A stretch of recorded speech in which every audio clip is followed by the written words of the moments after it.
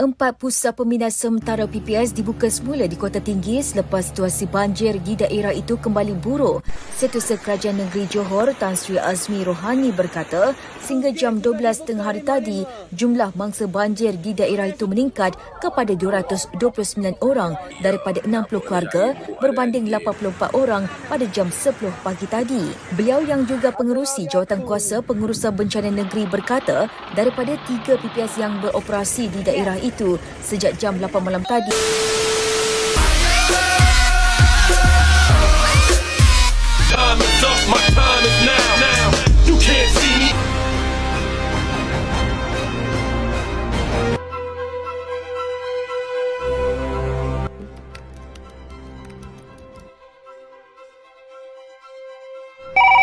Hello?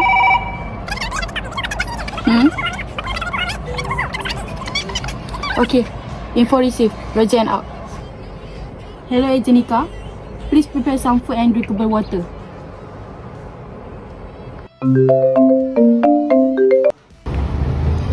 Okay, boss. Hello, Agent Kina. Your job is to find some proper clothes.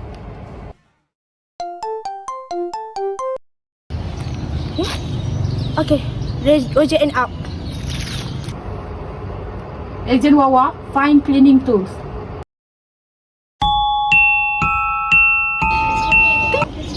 Hello, boss? Okay. Noted. I want it now. I go now. I go now.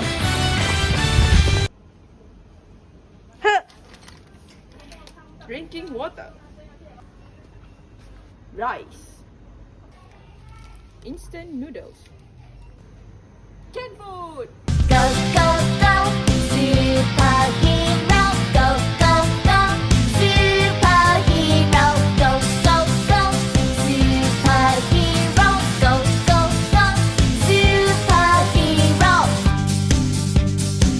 go, superhero.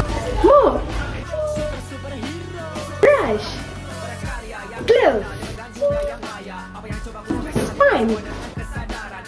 Detergent. Pen.